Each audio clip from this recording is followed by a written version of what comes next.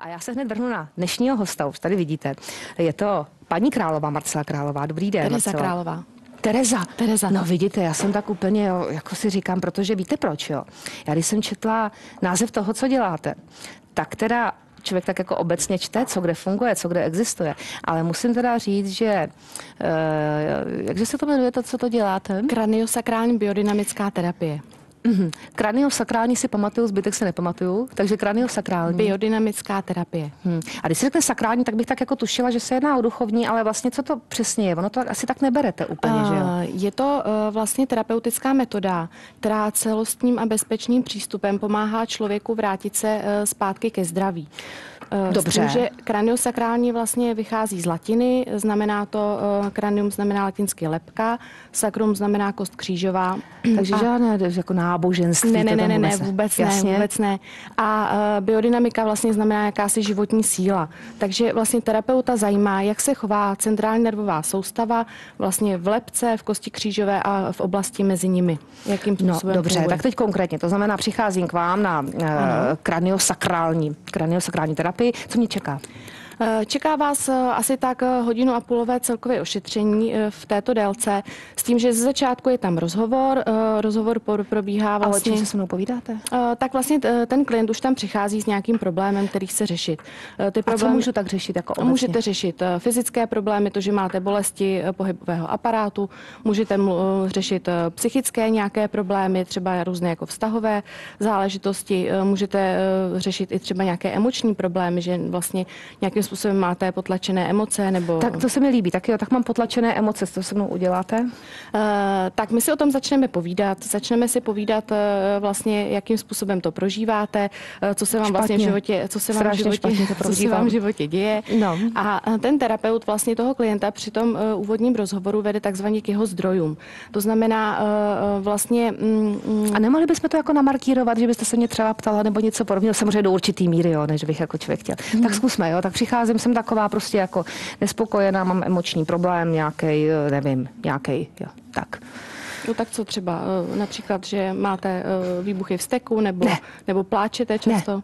Ne. Tak dobře, tak zkusíme asi jiný. Musíte s nějakým problémem, většinou jakoby už ten klient s něčím přichází, takže nevím. A s čím chodí třeba lidi nejčastěji?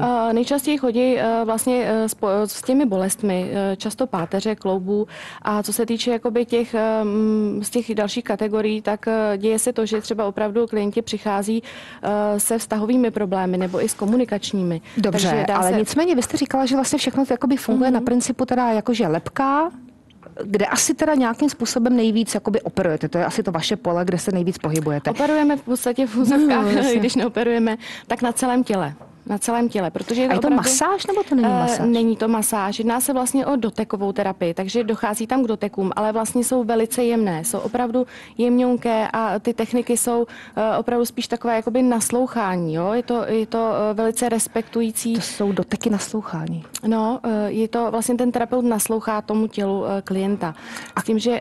To saháte na tu hlavu, na tu lebku teda? Sahám na hlavu, sahám na lebku, sahám vlastně třeba na kost křížovou, vlastně ty doteky jsou na tělo, ale jsou i pod tělo a vlastně je to po předchozí dohodě s klientem. Vlastně žádný ten dotek není jakoby náhlý a to, že by ten klient nevěděl, kam se třeba budu přesouvat, protože je to hodně klidová a relaxační terapie, takže ten klient se vlastně dostává do takového hlubokého uklidnění a já, abych ho z toho nevytrhla, tak ho vlastně oslovím, řeknu mu tak, já bych se teď přemístila a... Dobře, a proč teda saháte na tu lebku? To znamená, tam je jako nějaký místo, který jako lze nějakým způsobem stimulovat? Sahám na tu lebku protože vlastně naše tělo dýchá.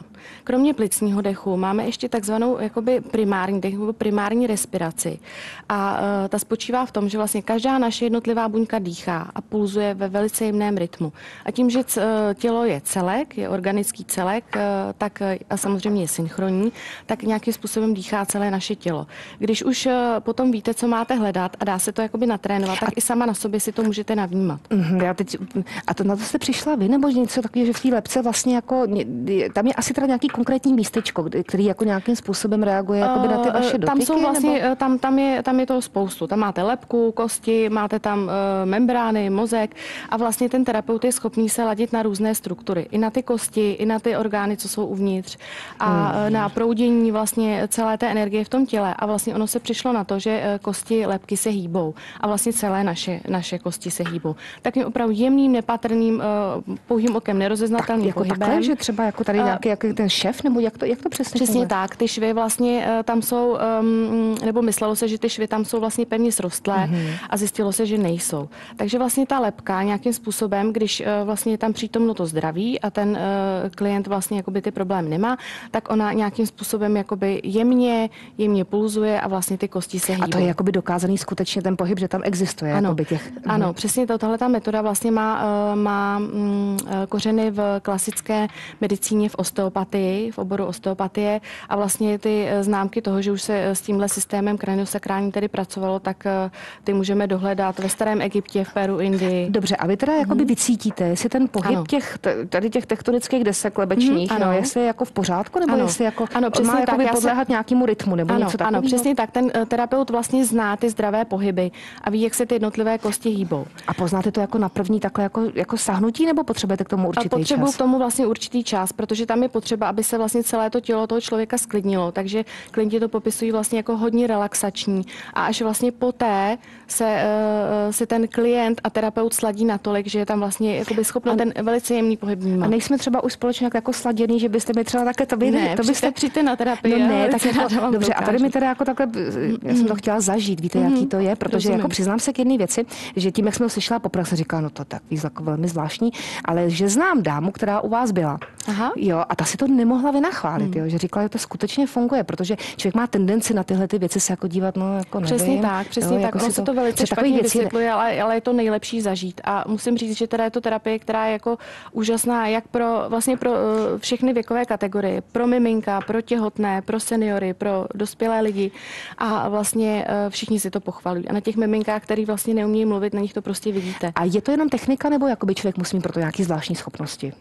Je to technika.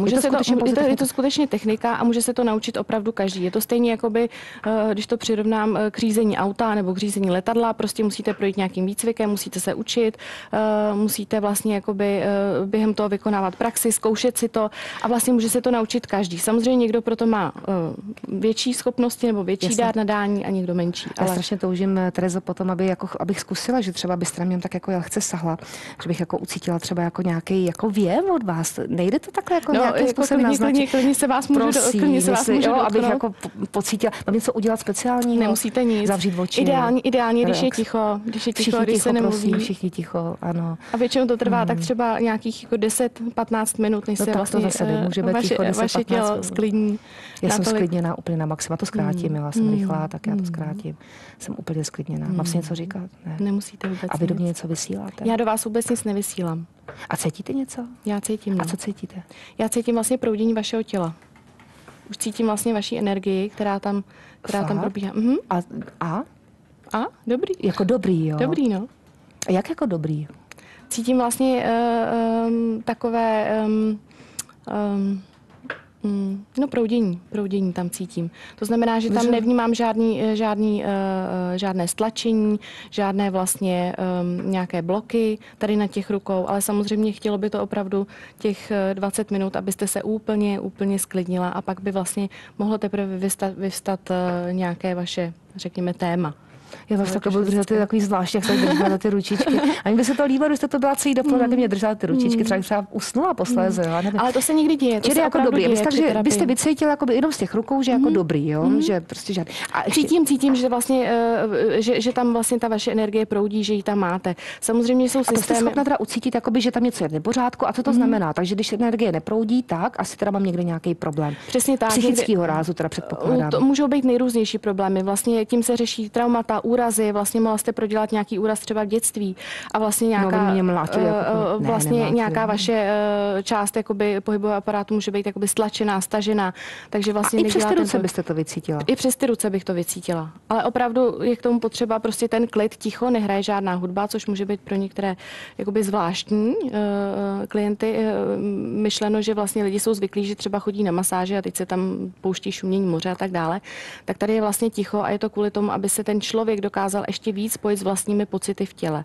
A troufáte si říct, že třeba po takovém sezení, jako který spolu provedeme, tak jednak se člověk teda jako sklidní nebo dokonce si vyřeší nějaký problémy, ať už psychického nebo fyzického? Určitě. Je to tak, fakt je to vyzkoušený a můžete se zeptat klientů, kteří vlastně na ta kraniosakrální ošetření chodí a když jich ještě absolvují několik třeba v řadě, tak vlastně ty účinky jsou větší a větší, takže...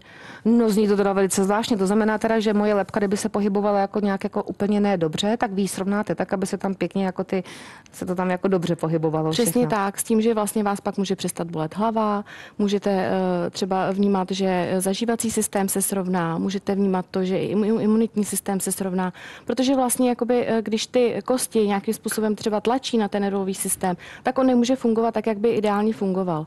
Takže vlastně tím, že to tělo funguje jako celek, tak vlastně, když ovlivníte jednu jeho část, tak ovlivníte vlastně ten celek. Takže to má potom vliv na celé. A ještě, když jste mi jako držela ty ruce, tak vnímáte nějakým způsobem teda energii.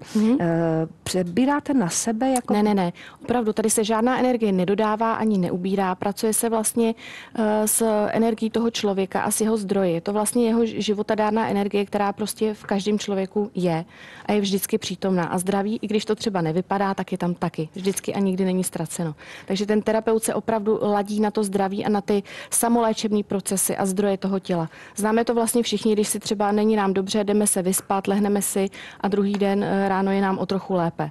Takže vlastně je to hodně podobné na tomhle principu, ale je to jakoby intenzivnější, protože vlastně ten terapeut už je na to trénovaný, cvičený a vlastně ví, co má hledat. A ještě přece jenom nepochybuju o tom, že to třeba jako mnohé zaujme takováhle věc. Do jaký míry jste teda schopni skutečně jakoby řešit problém nemoci? To znamená, jakoby odstraňujete příčinu, nebo mně to tak připadá, že by doktoři nemuseli být, samozřejmě nepočítám zlomeniny a takovéhle věci, jo. Ale všechno ostatní, jak se tak říká, že je třeba z 90% problém jaksi duše, a že prostě náš tělesný stav je odrazem duše, tak asi toho jste zastáncem, že jo? To asi platí, jo? Určitě, je to právě celostní přístup, takže ono to ovlivňuje fyzickou, psychickou, emoční i tu spirituální rovinu. Jsou prostě lidi, kteří přicházejí opravdu s tím, že se jim v životě opakují nějaké zážitky, nějaké vzorce a vlastně se nad tím zamýšlí a i s tím se dá pracovat. Důležitý vlastně tady je, že ten terapeut je schopen si s tím člověkem vlastně s klientem vybudovat vztah a díky tomu, vlastně díky té důvěře se potom mohou řešit nejrůznější problémy, ať už fakty fyzické nebo jakékoliv jiné. No nádhera. Tak důležitý ještě bych chtěla říct, že rozhodně je ideální kombinace vlastně, když jde kraniosakrální terapie třeba ruku v ruce s medicínou, protože samozřejmě medicína a lékařství má tady nepochybně velice důležitou úlohu a zachraňuje životy a je to velice důležitý. Ale třeba to, že absolvujeme nějakou operaci, tak ideálně potom si to třeba jít zpracovat na tu kraniosakrální terapii, abychom to všechno jakoby doladili. To dobře jakoby dohojilo tak, nebo nějakým způsobem. Ano, aby se to integrovalo. No tak tolik tedy kraniosakrální terapie. Přiznám se, že jsem o této metodě slyšela poprvé, takže pokud máte pocit, že třeba lebeční kosti nejsou tak, jak by měly být, ne, to je taková legrace. Ale je to skutečně metoda, která asi zasluhuje pozornost. Já vám děkuju. Potom, když tak počkejte, kdybyste mi za ty ještě ručičky jako nějakým způsobem podržela. Určitě. A teď jsem docela zvědavá, kde je Anička a co dělá a jestli taky někdo